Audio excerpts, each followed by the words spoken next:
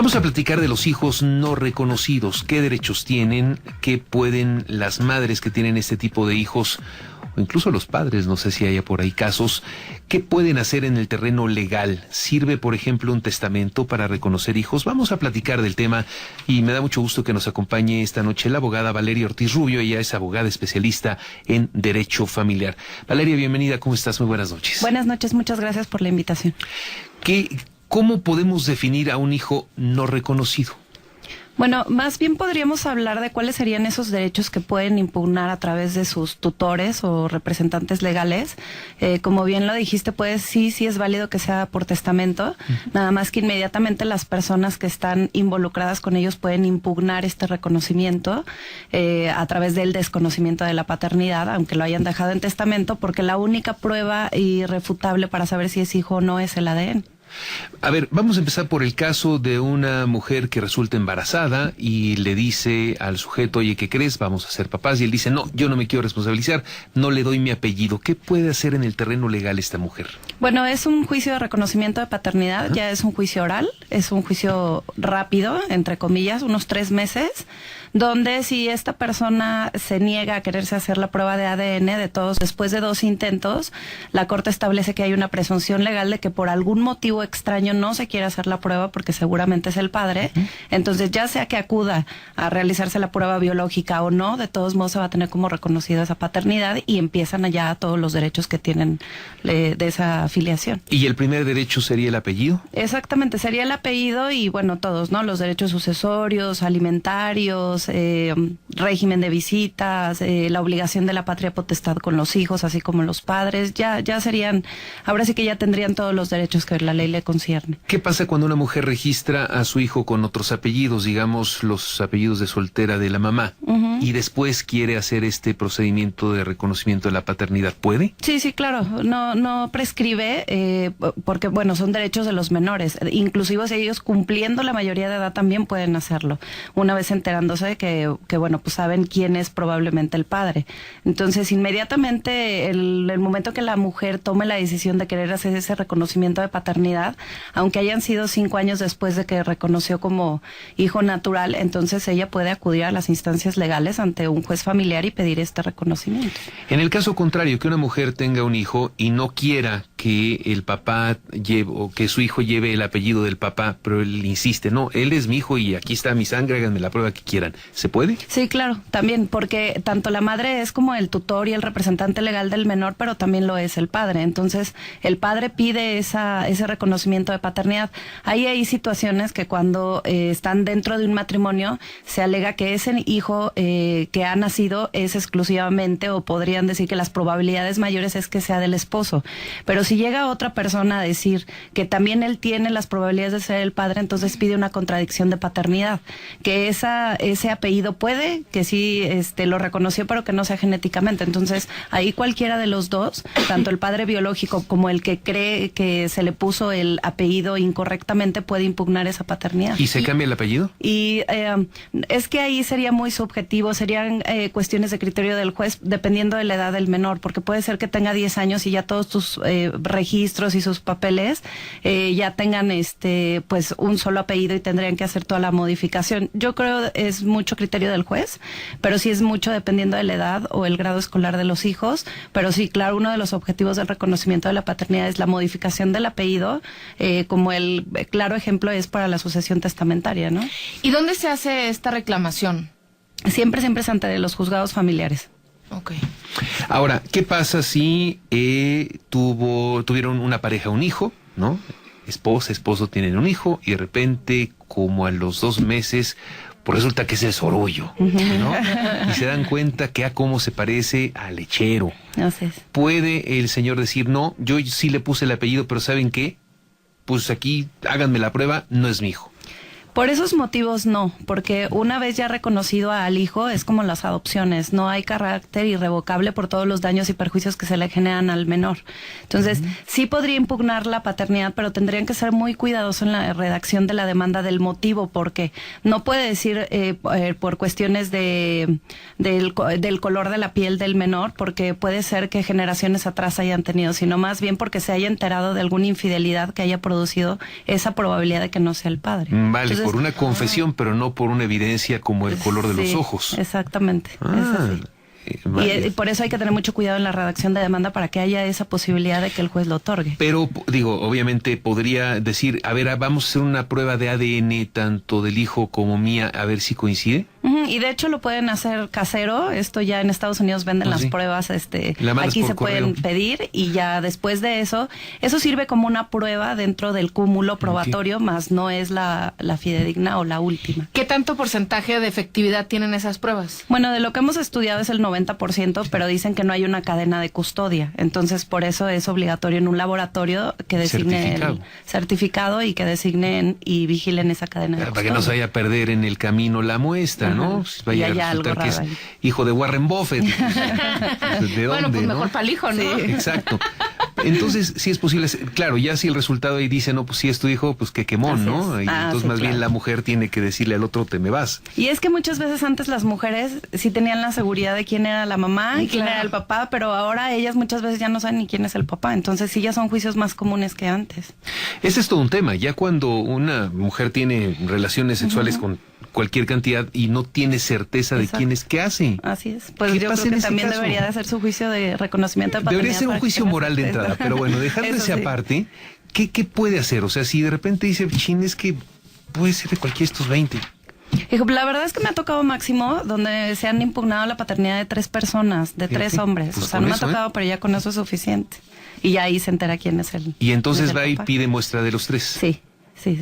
El ADN, o sea, para hacer la prueba necesita que el bebé haya nacido, no cuando la mujer está embarazada y se haga este procedimiento. Bueno, me han tocado hacer juicios desde que ella está embarazada, pero sí con una presunción de que sí sabe la madre quién es el padre. Pero bueno, no hemos llegado. Yo sí sé que en otros países se hace también con una prueba a través del embarazo y se puede llegar al ADN, pero bueno, pues también corre muchos riesgos y casi Claro. el 99% de las personas esperan a que ya sea hijo nacido. Que claro, hasta por una prudencia médica, Sí, ¿no? Puede médica. llegar un médico y decir, aquí no se hace eso, Exacto. y yo recomiendo que no lo hagan. Y el Exacto. juez entonces dice, no, Sí, se sí, por esperan al seguridad nacimiento. médica, como lo dices, claro. Que debe ser unos casos terribles, ¿no? Pues sorprendentes. He también tenido juicios donde luego algunas clientas no hablan con la verdad y bueno, ellas tampoco eran las mamás. Entonces, porque ¿Cómo? habían sido un óvulo que ella le habían prestado el óvulo y Se lo habían había donado. sido, exacto. Entonces ahí ya, aparte del reconocimiento de la paternidad, entonces ya la parte contraria me quería impugnar la maternidad. Entonces, sí son juicios sorprendentes que antes Wow. no se veían. Reclamar la maternidad, Sí. eso es algo muy nuevo, ¿no? Muy, muy nuevo. La verdad es que es muy nuevo. Afortunadamente el juez para mí fue un buen criterio de decir que ese no era la vía porque no se estaba impugnando ninguna maternidad. Hay un artículo que dice un hijo nacido de la matriz de esa mujer se presume que es su hijo. ¿Qué pasa con los casos de subrogación? Creo que el único estado que lo tenía, y creo que está en vías de cambiarlo, era Tabasco. Así es. Pero es una práctica que, digamos, se ha vuelto un tanto común, aunque no esté en los ámbitos legales, ¿no? Exactamente, no está en la legalidad, pero la verdad es que sí ya tenemos muchos juicios de esos y creo que ya con la modernidad deben de igualarse a Tabasco para que eso exista y no se estén cometiendo delitos, ¿no? Porque al fin y al cabo ya es una práctica muy común. Que ya lo están cambiando, ¿no? Ya le están Sí, poniendo están en eso. límites, Ujú. porque ya se había convertido en un turismo Mercado. maternal Claro. terrible, ¿no? Sí. Sí, ya se estaba comercializando demasiado con ese tema. Vamos a una pausa y de regreso vamos a platicar cómo puede alguien llegar y decir, hey, es que el señor era mi papá, ¿no? Después de tantos años, a lo mejor alguien de 20 y tantos años quiere nada más que se dé ese reconocimiento sin mayor pretensión económica. ¿Cómo puede alguien a través de un testamento hacer un reconocimiento de paternidad con toda y la sorpresa que debe implicar al momento de la lectura del documento? Estamos platicando esta noche con la abogada Valeria Ortiz Rubio. Ella es especialista en derecho familiar a propósito de los hijos no reconocidos. ¿Qué pasa, Valeria, cuando una mujer quiere, por una razón que pueda ella entender, responsabilizar de la paternidad a alguien que ni siquiera lo sea? Y entonces inicia este procedimiento judicial. ¿Qué pasa ahí si finalmente se prueba que estaba mintiendo? Cuando se prueban que está mintiendo, entonces la consecuencia de una de las prestaciones en la contestación de la demanda es el pago de gastos y costas. Entonces condenan a la parte contraria por haberse dado cuenta que era inoficiosa esa demanda, quitarle el tiempo al Poder Judicial, quitarle el dinero y el tiempo a la parte contraria. Entonces tiene que pagar gastos y costas, que es todo lo de los abogados, papelerías, tiempos, y bueno, es como resarcir el daño y el perjuicio que le está generando a la otra persona. ¿Puede, por ejemplo, un padre que sepa que una mujer está esperando a su hijo, puede de alguna forma legal impedir un aborto? Puede... Decir, es que ella quiere abortar a mi hijo, pero yo no quiero que lo haga. Sí podría ser. Esto es una connotación más penalmente. Si son dentro del matrimonio, pues hay obligaciones ya ejerciendo la paternidad. Lo que pasa es que aquí entraría estos derechos de si son hijos nacidos y ya están reconocidos los que están dentro del útero como que tienen derechos y obligaciones, y eso sigue estando en el tintero, sigue estando muy peleable si ya tiene derechos o no. Entonces sí sería como muy a criterio del juzgador en materia penal. Porque ahí cada estado tiene su propia legislación. En la Ciudad de México no le confieren la categoría de ser humano a un... Es correcto. No me voy a meter en la discusión moral, Claro. pero hay entidades en donde sí se le confiere esa calidad de ser humano desde el momento mismo de la concepción. De la concepción, así es. Pero no se podría atacar por el hecho de el derecho del padre. Sí, pero cuando hay si lo llamamos que ya tuviera derechos, entonces siempre van a estar por encima de los derechos de cualquier persona el interés superior del menor. Entonces ahí alegarían que tanto del derecho del padre, dependiendo de la entidad federativa, si pesa más el derecho del menor o el del papá. Entonces, pues aparte ustedes saben perfectamente que los juicios son de muchísimo tiempo. Entonces Exacto. Yo creo que mientras lo resuelven el hijo ya hubiera nacido o ya lo hubieran abortado. Titulado. Ajá, exacto. ¿No? Porque esa es otra. Sí. Me decías al principio que ahora ya están bajo este sistema oral, y hasta dónde realmente se han acortado los tiempos, porque sabemos que hoy en los juzgados familiares los casos son de 5 años, 10 años. Sí. Y creo que no exagero. La verdad es que si ponemos en la oralidad un punto de partida en contar el tiempo después de que emplazan, porque luego es toda una estrategia poder notificar a la parte demandada, pero después de emplazar son juicios que pueden terminarse en 3 meses.